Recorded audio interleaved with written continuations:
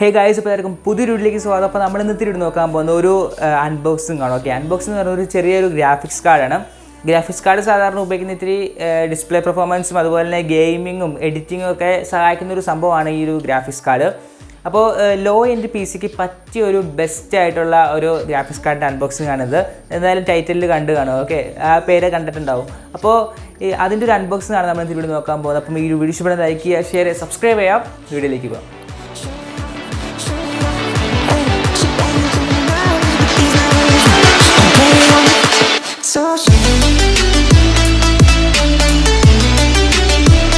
Guys, ഈ ഒരു graphics കാർഡിൻ്റെ അൺബോക്സിങ്ങിലേക്ക് പോകുന്നതിനേക്കാൾ മുമ്പ് തന്നെ കുറച്ച് കാര്യങ്ങൾ പറയാനുണ്ട്.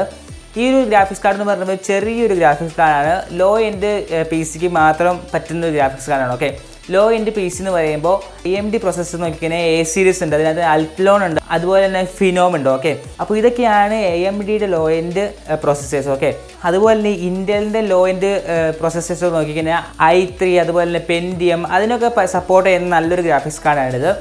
അപ്പോൾ എൻ്റെ പി സി എന്ന് പറയുന്നത് ഇതാണ്, കസ്റ്റം ബിൽഡ് അല്ല, HCL എന്ന് പറയുന്ന ഒരു കമ്പനീൻ്റെയാണ്. അപ്പോൾ എൻ്റെ പ്രൊസസ്സർ വരുന്നത് AMD ഫിനോം X2 516 എന്നൊരു പ്രോസസ്സറാണ്. 2 കോറും 2 ത്രെഡും ഉള്ളൊരു പ്രോസസ്സറാണ്. ഓക്കെ, അപ്പോൾ ഇപ്പോൾ ഇറങ്ങുന്ന പ്രോസസ്സേഴ്സിൻ്റെ കോറും ത്രെഡൊക്കെ നോക്കി കഴിഞ്ഞാൽ 8 കോറും 16 ത്രെഡും അങ്ങനെ കുറേ സ്റ്റൈലിലാണ് ഇപ്പോൾ ഇറങ്ങുന്നത്. ഓക്കെ, അപ്പോൾ എന്തായാലും ഈ ഒരു ഗ്രാഫിക്സ് കാർഡ് ഏറ്റവും ഉപകാരപ്പെടുന്നത് ലോ എൻഡ് ആയിട്ടുള്ള പി സിക്കായിരിക്കും. ഓക്കെ, അപ്പോൾ നമ്മളിവിടെ അൺബോക്സ് ചെയ്യാൻ പോകുന്ന ഗ്രാഫിക്സ് കാർഡ് എന്ന് പറയുന്നത് അസ്യൂസിൻ്റെ GT 710 എന്ന ഒരു ഗ്രാഫിക്സ് കാർഡാണ് അൺബോക്സ് ചെയ്യാൻ പോകുന്നത്. ഓക്കെ, അപ്പോൾ ഇതിൻ്റെ ബോക്സും കാര്യങ്ങളൊക്കെ ഇങ്ങനെയാണ് വരിക. അപ്പം അതിൻ്റെ കൂടെ നമുക്കൊരു CD കിട്ടും, അതിൻ്റെ ഡ്രൈവേഴ്സും കാര്യങ്ങളും ഇൻസ്റ്റാൾ ചെയ്യുക. അതുപോലെ തന്നെ ആ ഒരു ബ്രാക്കറ്റ്, ആ ഒരു സ്റ്റീലിൻ്റെ ആ ഒരു ബ്രാക്കറ്റ് മാറ്റിയിട്ട് വേണം നമുക്ക് നമ്മുടെ ഗ്രാഫിക്സ് കാർഡ് വെക്കാൻ. അപ്പോൾ അത് ചിലപ്പം വലിയ കേസാവാം, ചെറിയ കേസാവും. അപ്പോൾ അതൊക്കെ അഡ്ജസ്റ്റ് ചെയ്യാൻ വേണ്ടിയാണ് അങ്ങനത്തെ ഒരു സെറ്റപ്പ് വന്നിട്ടുള്ളത് ഈ ഒരു ഐറ്റം. അതുപോലെ നമുക്ക് ഗ്രാഫിക്സ് കാർഡ് വരുന്നുണ്ട്. ഗ്രാഫിക്സ് കാർഡ് ഇപ്പോൾ നിങ്ങൾക്ക് കാണാൻ പറ്റുന്നില്ല, അത് നമ്മൾ പി സിയിൽ ഓൾറെഡി ഫിക്സ് ചെയ്ത് സെറ്റപ്പൊക്കെ ചെയ്ത് വെച്ചിട്ടുള്ളതാണ്. ഓക്കെ, അപ്പോൾ നിങ്ങൾക്ക് ഇവിടെ കാണാം ഗ്രാഫിക്സ് കാർഡൊക്കെ ഓൾറെഡി സെറ്റാക്കി വെച്ചിട്ടുണ്ട്. അപ്പോൾ ഈ ഒരു ഗ്രാഫിക്സ് കാർഡ് CPU ഇപ്പോൾ നമ്മൾ തിരിച്ചെടുത്തിട്ടില്ല. കാരണം എന്താ വെച്ച് കഴിഞ്ഞാൽ ഞാൻ ആദ്യമായിട്ടാണ് ഇങ്ങനെ ഒരു ഗ്രാഫിക്സ് കാർഡും കാര്യങ്ങളൊക്കെ ഫിറ്റ് ചെയ്യുന്നത്. ഓക്കെ, അപ്പോൾ ഇനി അത് തിരിച്ചെടുത്ത് എന്തെങ്കിലും പ്രശ്നമൊക്കെ ഉണ്ടായി കഴിഞ്ഞാൽ പണി പാളും. പ്രശ്നം എന്തായാലും ഉണ്ടാവില്ല, പക്ഷേ ആ ഒരു ഇതുള്ളതുകൊണ്ടാണ് നമ്മൾ അങ്ങനെ ചെയ്യാത്തത്. അപ്പോൾ ഈ ഒരു ഗ്രാഫിക്സ് കാർഡ് സെറ്റ് ചെയ്യാൻ വേണ്ടി വലിയ പരിപാടികളൊന്നുമില്ല. ആദ്യം നിങ്ങളുടെ ആ ഒരു മദർ ബോർഡ് ഒന്ന് ചെക്ക് ചെയ്യുക. അതിനകത്ത് PCIe എന്ന് പറഞ്ഞ ഒരു സോക്കറ്റ് ഉണ്ടോ എന്ന് ചെക്ക് ചെയ്യുക. ഓക്കെ, നിങ്ങൾക്ക് അവിടെ കാണാൻ പറ്റും. ഇല്ലെങ്കിൽ നിങ്ങൾക്ക് ഗ്രാഫിക്സ് കാർഡ് ഇൻസ്റ്റാൾ ചെയ്യാൻ പറ്റില്ല.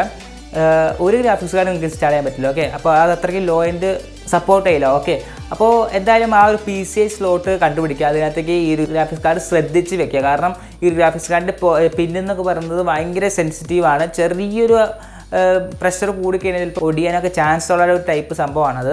ശ്രദ്ധിച്ച് അതിൻ്റെ ഫിറ്റ് ചെയ്ത് കഴിഞ്ഞിട്ട് നിങ്ങൾക്കൊരു സ്ക്രൂ കിട്ടും. ആ ഒരു പാക്കറ്റിൽ തന്നെ ഗ്രാഫിക്സ് കാർഡിൻ്റെ പാക്കറ്റിൽ നിങ്ങൾക്കൊരു സ്ക്രൂ എടുക്കുക, അത് കഴിഞ്ഞിട്ട് അതൊന്ന് ചെറുതായിട്ട് മുറുക്കുക. ഓക്കെ, അതിൻ്റെ കേസ് അടയ്ക്കുക. അത് കഴിഞ്ഞിട്ട് അപ്പോൾ സിസ്റ്റം ഓൺ ആക്കുക. സിസ്റ്റം ഓൺ ആക്കാനായിട്ട് നിങ്ങൾ ആദ്യം നിങ്ങളുടെ ആ ഒരു മോണിറ്റർ പോർട്ട് നിങ്ങൾ ഗ്രാഫിക്സ് കാർഡിൽ കണക്ട് ചെയ്യുക. ഓക്കെ, അല്ലാതെ നിങ്ങളുടെ ആ ഒരു മദർ ബോർഡിലെ ആ ഒരു സോക്കറ്റിൽ നിങ്ങൾ കണക്ട് ചെയ്യൽ.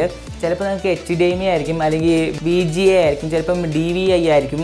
അപ്പോൾ ഞാനിവിടെ ഉപയോഗിക്കുന്നത് VGA പോർട്ടാണ്. നിങ്ങൾ HDMI ആണെങ്കിൽ HDMI അവിടെ കണക്ട് ചെയ്യുക, എന്നിട്ട് മോണിറ്ററിൽ കണക്ട് ചെയ്യുക. ഓക്കെ, അപ്പോൾ നിങ്ങൾക്ക് ആദ്യം ഓണായി വരുമ്പോൾ നിങ്ങൾക്ക് വലിയ ഭംഗിയൊന്നും ഉണ്ടാവില്ല. നിങ്ങളുടെ ഐക്കണും കാര്യങ്ങളൊക്കെ വലിയ സ്ക്രീനിലായിരിക്കും കാണിക്കുക. അത് സിമ്പിൾ പരിപാടിയാണ്, അത് അങ്ങനെയാണ് വരാം. നമ്മൾ ഈ ഒരു ഗ്രാഫിക്സ് കാർഡിൻ്റെ ഡ്രൈവർ ഇൻസ്റ്റാൾ ചെയ്യാത്തതുകൊണ്ടാണ് അങ്ങനത്തെ ഒരു ഇഷ്യൂ വരുന്നത്. അപ്പോൾ വേറെ ഒന്നുമില്ല, നിങ്ങൾ ആദ്യം നെറ്റ് കണക്ട് ചെയ്യുക. അത് കഴിഞ്ഞിട്ട് ഏതെങ്കിലും ഒരു ബ്രൗസർ നിങ്ങൾ ഉപയോഗിക്കുന്ന ഏത് ബ്രൗസറാണോ അതിൽ പോവുക. അത് കഴിഞ്ഞിട്ട് ഇപ്പം NVIDIA ആണിത്. അപ്പോൾ NVIDIA ഡ്രൈവർ ഡൗൺലോഡ്സ് എന്ന് സെർച്ച് ചെയ്യുക. ഓക്കെ, അപ്പോൾ നിങ്ങൾക്ക് ഫസ്റ്റ് തന്നെ ഒരു സൈറ്റ് വരും. ആ സൈറ്റ് ക്ലിക്ക് ചെയ്യുക. അത് കഴിഞ്ഞിട്ട് നിങ്ങൾക്ക് ഇങ്ങനെ ഒരു സ്ക്രീൻ ആയിരിക്കും വരിക. അവിടെ നമ്മുടെ ഒരു സ്പെസിഫിക്കേഷൻ അവിടെ ടൈപ്പ് ചെയ്യുക. ഓക്കെ, നമ്മുടെ മോഡൽ നെയിമും അതുപോലെ തന്നെ സീരീസും കാര്യങ്ങളൊക്കെ കൊടുത്ത് ആ ഒരു ഡ്രൈവർ ഇൻസ്റ്റാൾ ചെയ്യുക. ലേറ്റസ്റ്റ് ഡ്രൈവർ നിങ്ങൾക്ക് താഴെ വരും, അത് ഡൗൺലോഡ് ചെയ്താൽ മതി.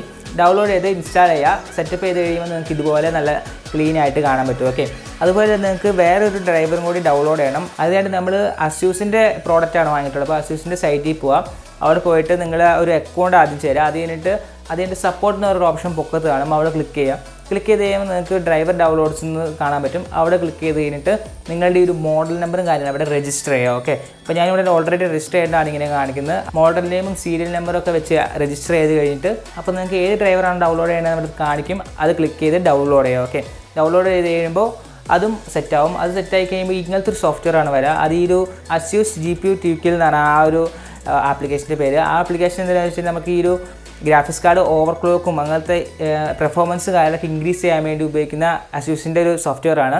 അത് ഈ ഒരു ഗ്രാഫിക്സ് കാർഡിന് വേണ്ടി ഡിസൈൻ ചെയ്തേക്കുന്നതാണ്. ഓക്കെ, അപ്പോൾ അതെല്ലാം ഇൻസ്റ്റാൾ ചെയ്തിട്ട് ജസ്റ്റ് ഒന്ന് റീസ്റ്റാർട്ട് ചെയ്യുക. ഓക്കെ, അപ്പോൾ നിങ്ങളുടെ സിസ്റ്റം പഴയതിനേക്കാളും ഇത്തിരി കൂടി പെർഫോമൻസ് ഉള്ള പോലെ നമുക്ക് തോന്നും. കളേഴ്സും കാര്യങ്ങളൊക്കെ വരാൻ അത്യാവശ്യം നല്ല രീതിയിൽ കാണിക്കാനും അതുപോലെ തന്നെ ഇത്തിരി പെർഫോമൻസ് ഇമ്പ്രൂവ്മെൻറ്റ് നിങ്ങൾക്ക് തോന്നും. ഓക്കെ, ഗെയിം കളിക്കുമ്പോൾ നിങ്ങൾക്ക് ഓക്കെ ആയിരിക്കും, സൂപ്പറായിട്ട് തന്നെ കളിക്കാൻ പറ്റും. അത്യാവശ്യം ഒരു 30-32 FPS നിങ്ങൾക്ക് ഈ ഒരു GTA San Andreas പോലത്തെ ഗെയിംസും കാര്യങ്ങളൊക്കെ നിങ്ങൾക്ക് സിമ്പിളായിട്ട് ഈ ഒരു ഗ്രാഫിക്സ് കാർഡിൽ കളിക്കാൻ പറ്റും.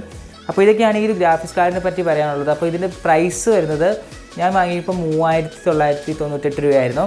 ഇപ്പം വില കൂടി ഏകദേശം 4000 രൂപ ആയിട്ടുണ്ട്. എന്തായാലും താഴെ ലിങ്ക് കൊടുത്തിട്ടുണ്ട്, നിങ്ങൾക്ക് വേണ്ടി ചെക്ക് ചെയ്യാവുന്നതാണ്. ഓക്കെ, അപ്പോൾ ഇതൊക്കെയാണ് നമ്മുടെ ഈ വീഡിയോയിൽ നിന്ന് പറയാൻ ഉദ്ദേശിച്ചത്. അപ്പം ഈ ഒരു വീഡിയോ ഇഷ്ടപ്പെടാൻ ലൈക്ക് ചെയ്യുക, സബ്സ്ക്രൈബ് ചെയ്യുക, ഷെയർ ചെയ്യുക. അടുത്തൊരു വീഡിയോ കാണാം.